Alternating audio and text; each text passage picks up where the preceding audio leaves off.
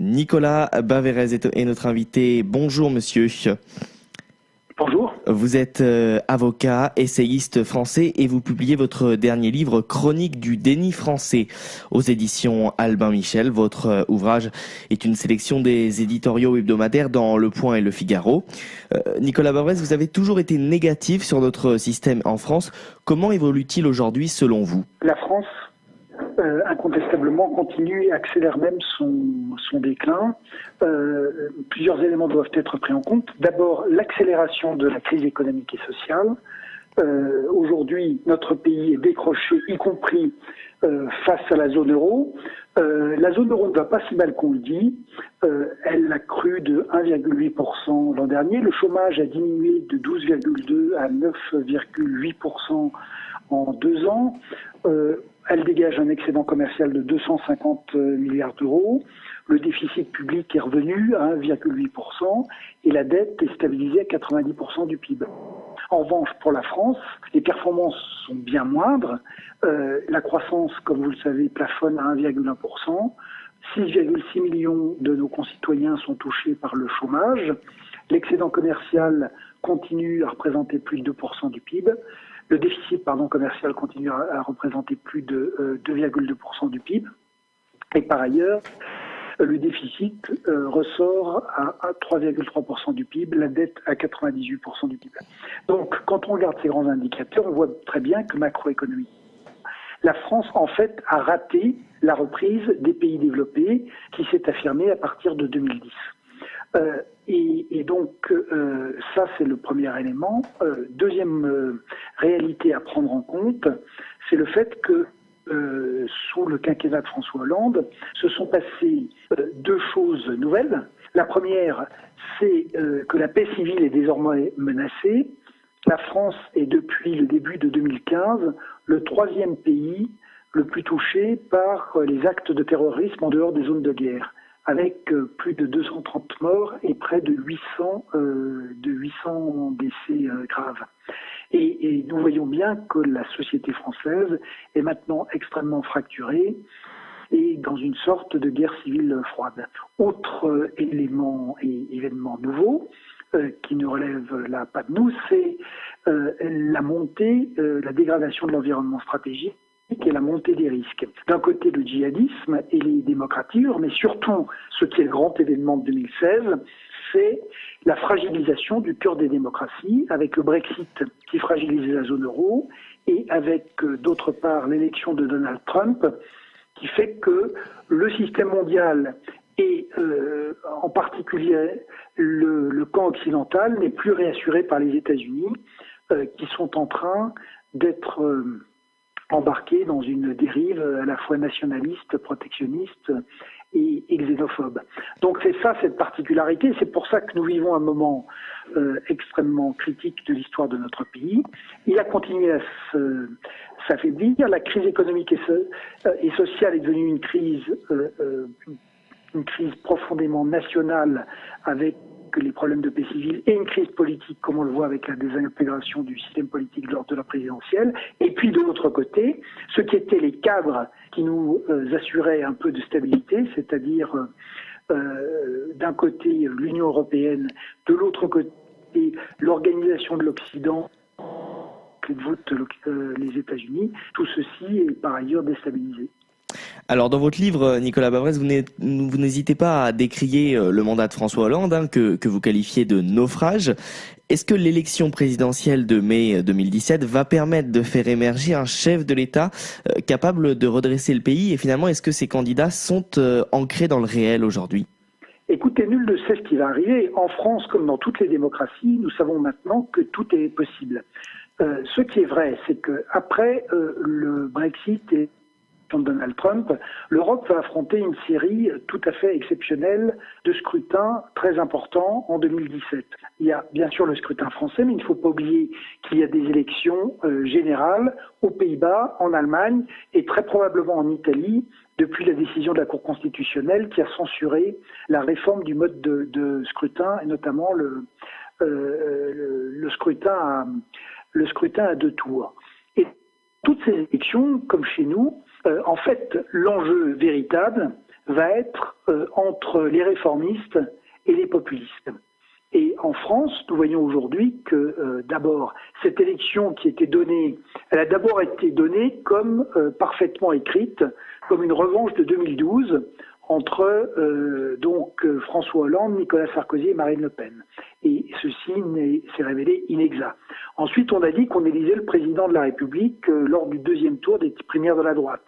C'était évidemment faux. Et nous nous retrouvons maintenant donc avec cette opposition populiste réformistes, 4 grands blocs qui finalement aujourd'hui sont à peu près à égalité au départ de cette campagne, contre toute attente. Un bloc d'extrême gauche avec Jean-Luc Mélenchon et le Parti socialiste dans sa version Benoît Hamon. Un bloc d'extrême droite, Marine Le Pen, voilà pour les populistes.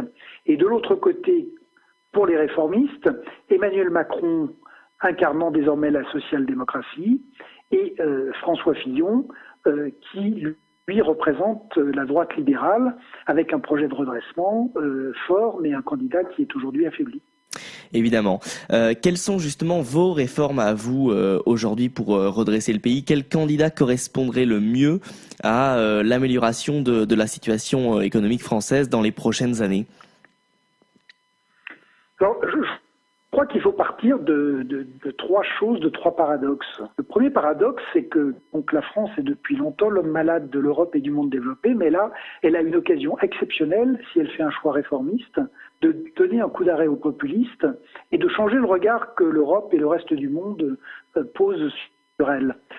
La deuxième chose, c'est que quand on regarde les autres pays qui se sont réformés, il n'y a pas de modèle. On ne peut pas plaquer des réformes de l'extérieur. Il faut inventer un modèle original qui ne tienne compte évidemment de la situation, mais aussi de l'histoire du pays, de sa structure démographique, sociologique et de sa culture.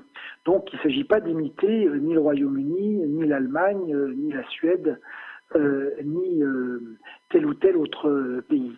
Il faut partir des atouts français, et les atouts français, ils existent, puisqu'on a à la fois une main-d'œuvre pour une partie très bien formée et un capital humain parfois exceptionnel, comme on le voit avec la French Tech. Nous avons de l'épargne, mais on l'oriente pour l'instant surtout vers le déficit public. Nous avons des pôles d'excellence dans le secteur public, dans le secteur privé, des infrastructures. Nous avons également des services publics, une défense, une diplomatie, et puis une culture, une gastronomie, un mode de vie, une civilisation qui ont peu d'équivalent dans le monde et qui font que la France finalement est un pays de cocagne où on peut faire à la fois de l'agriculture, de l'industrie, du tourisme, de l'immobilier, du service et du service financier. Donc il faut utiliser ces atouts pour reconstruire un modèle économique qui soit adapté au monde du XXIe siècle.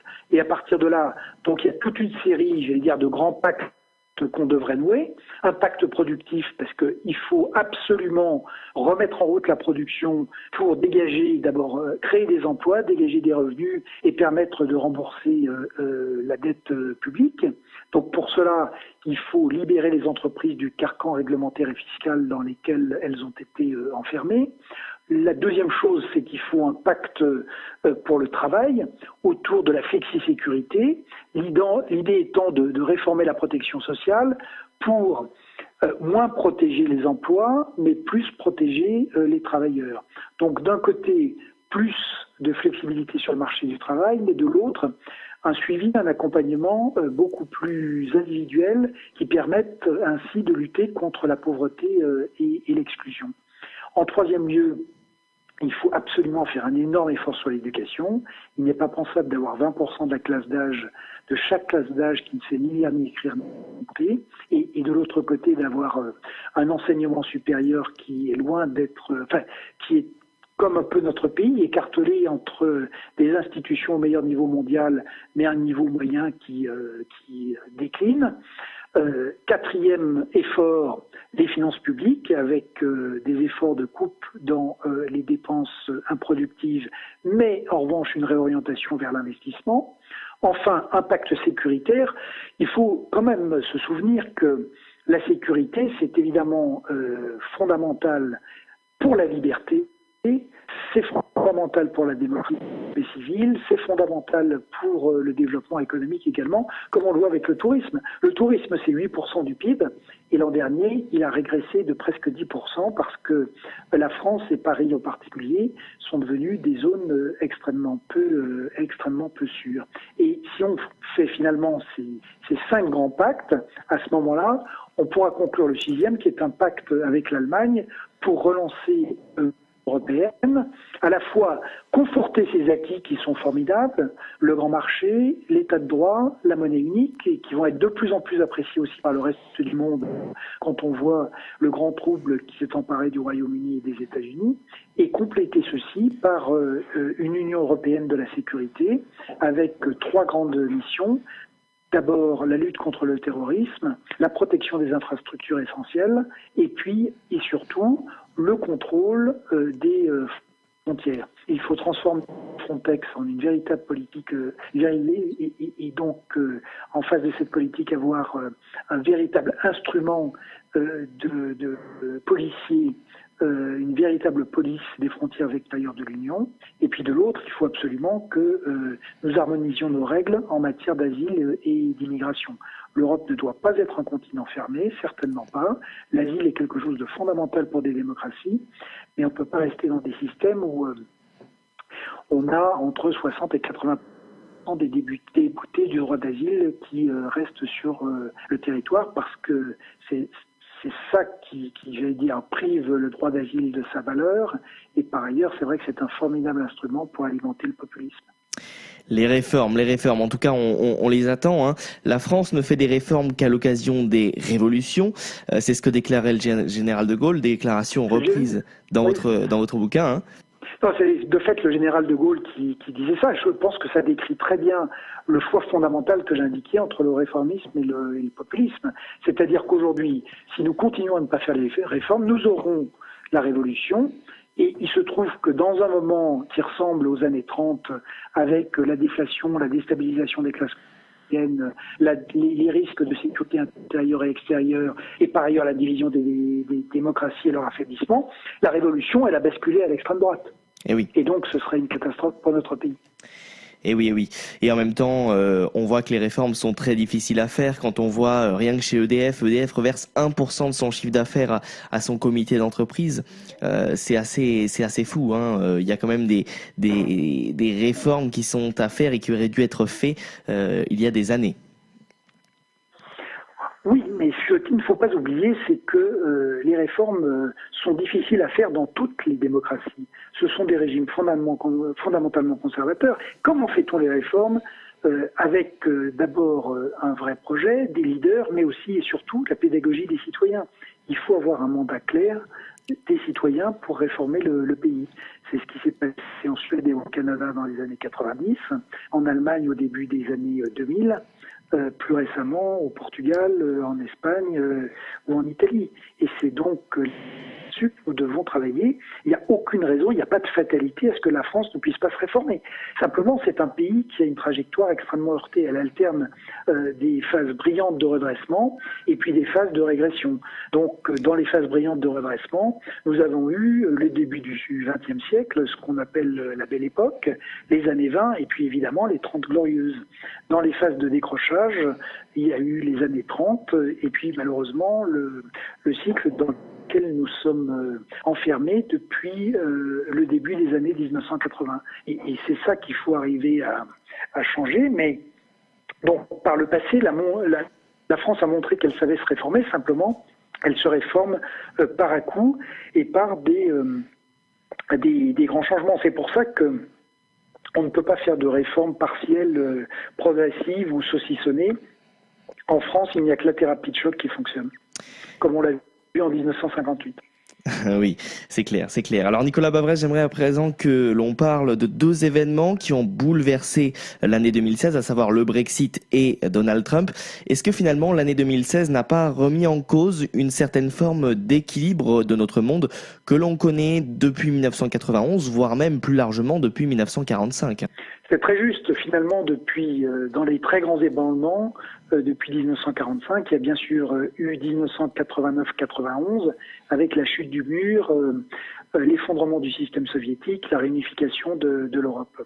Et il est vrai que 2016, c'est une sorte de grand ébranlement, mais cette fois-ci des démocraties, avec d'un côté le Brexit qui remet en question l'Union européenne, et de l'autre côté l'élection de Donald Trump, déstabilise les États-Unis, comme je l'ai rappelé. Et à travers le slogan America First, qui en réalité risque bien d'être China First, et d'offrir par ailleurs au djihadisme de nouvelles perspectives d'expansion, on constate que ce tournant nationaliste, protectionniste et xénophobe, si ce n'est raciste des États-Unis, remet en cause tous les cadres et les règles qu'on avait essayé d'installer pour donner un minimum de stabilité au monde. Ces règles, c'était les traités d'alliance, c'était les traités de libre-échange, c'était le fonctionnement des institutions multilatérales, qu'il s'agisse de l'ONU, de la Banque mondiale ou du FMI. Et donc le fait d'affaiblir, voire de supprimer ces cadres, va renforcer la dangerosité du monde. C'est pour ça qu'il est fondamental maintenant, si vous voulez, notre pays s'est beaucoup affaibli, mais dans un monde qui était finalement encore, et une Europe qui tenait à peu près, compte tenu de ces événements, il est cette fois-ci, c'est pour ça que c'est la dernière chance de réformer la France de manière pacifique et démocratique, c'est la dernière chance de nous remettre à niveau et de nous permettre de gérer les risques qui se profilent. Et c'est vrai aussi pour l'Europe. L'Europe s'est construite à partir des années 50, autour de la résistance à l'Union soviétique, de la garantie de sécurité illimitée des Américains, du droit et du marché et du couple franco-allemand. Tout ceci a volé en éclats, donc il faut refonder cette Europe et il faut la refonder en lui permettant d'être beaucoup plus souveraine, et avant tout de se mettre en position d'assurer sa sécurité, ce qui suppose un effort massif de réarmement, également des politiques globales, parce que la sécurité n'est jamais que sécuritaire. Il faut avoir des politiques globales qui articulent le militaire, le policier, l'économique, le social, le diplomatique et l'aide au développement.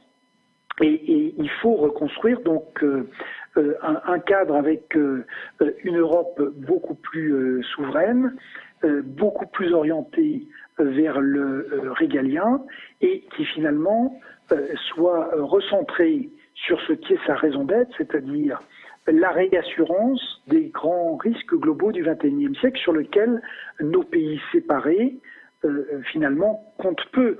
Même l'Allemagne, seule l'Allemagne comptera dans les 10 premières puissances économiques du monde en 2030. Et on voit bien que face à Xi Jinping, face à Poutine, face à Erdogan, face à Trump, si nous voulons jouer séparés, nous comptons peu. Si nous jouons groupés, avec derrière nous le grand marché, la monnaie unique, une vraie capacité à assurer notre sécurité, à ce moment-là, nous pouvons compter dans le monde du XXIe siècle et nous pouvons peser pour gérer ces risques et en tout cas nous comporter de manière souveraine dans la gestion de ces risques. L'Amérique à présent et Donald Trump, le décret Trump, mesure assez symbolique puisqu'il n'est finalement effectif que pour 90 jours. Que pensez-vous finalement de ce décret et de l'ensemble des réactions qu'il a pu entraîner tout au long de cette semaine ? Ce décret n'est pas symbolique, il a une portée politique très forte et il appelle précisément des réactions très fortes des Européens pour interdire qu'il puisse y avoir quelque forme de discrimination que ce soit contre leurs citoyens. Pourquoi est-ce que ce décret est tout à fait négatif ? Parce qu'il introduit d'abord une discrimination qui vise explicitement les musulmans. Donc finalement, il laisse entendre que les États-Unis sont en train de conduire une guerre de religion contre l'islam.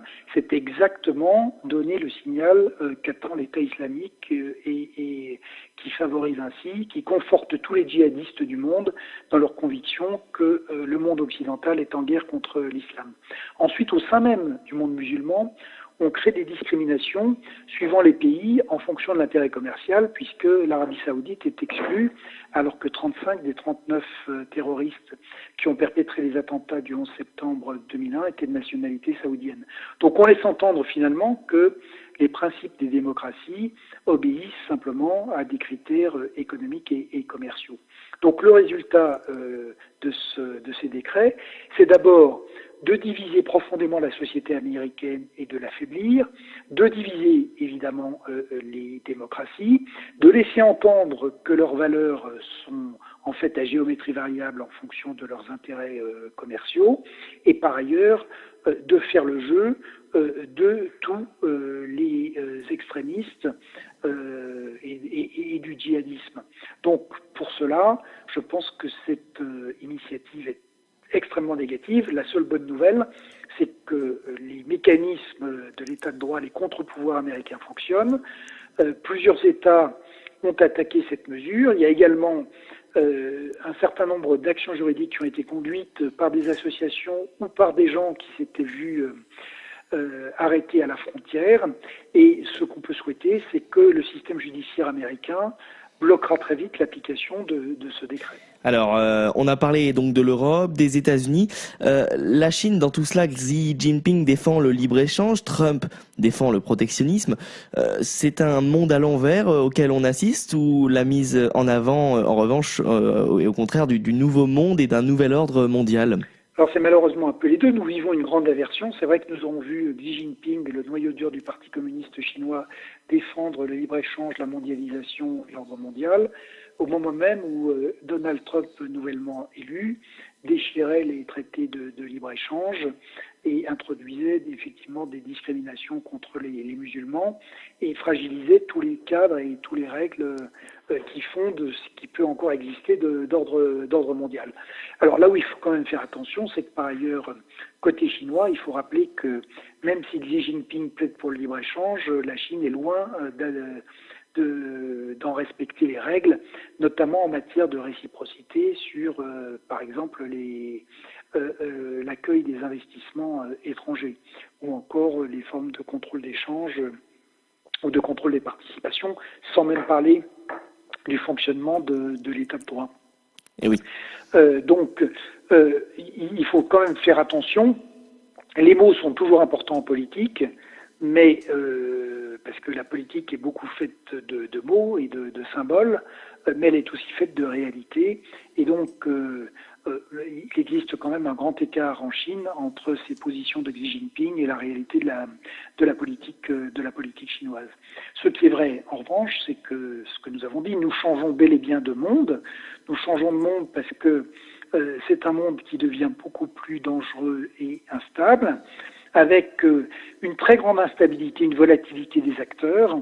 Il suffit de voir ce qui se passe aujourd'hui au Royaume-Uni, où Mme May est en train finalement de défaire la régulation qui avait quand même été imaginée par Mme Thatcher. C'est vrai donc aux États-Unis, où Donald Trump remet en cause toute une série d'équilibres fondamentaux de la société américaine et puis de l'ordre mondial qu'avait pensé réassurer les États-Unis depuis 1945. Donc des acteurs qui sont volatiles, des situations qui sont aussi extrêmement volatiles et dangereuses, et des cadres qui s'affaiblissent, que ce soit les cadres commerciaux, les cadres stratégiques, les cadres de sécurité, et donc incontestablement la nécessité pour la France et pour l'Europe de tenir compte de ces mouvements et de travailler très fortement à leur sécurité. Mais comme je l'ai dit, travailler à la sécurité, c'est bien sûr réarmer, c'est moderniser les forces de police, c'est coopérer beaucoup mieux entre nous, mais c'est aussi coordonner toutes les formes d'action publique, y compris en matière économique et sociale ou en matière d'aide au développement. Chronique du déni français. Merci beaucoup Nicolas Bavrez d'avoir accepté notre invitation en librairie depuis le début du mois de février aux éditions Albin Michel. Pour conclure en quelques mots, c'est quoi le déni français finalement? Le déni, c'est le refus de la réalité. Et en France, il y a un double déni des dirigeants.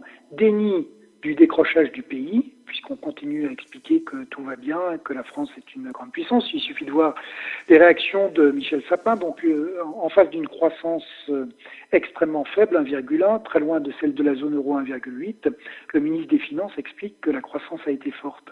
Donc on est là dans un vrai déni du réel, et on est là dans un moment où les mots divergent d'avec les choses et d'avec les faits, et ça c'est extrêmement dangereux pour une démocratie.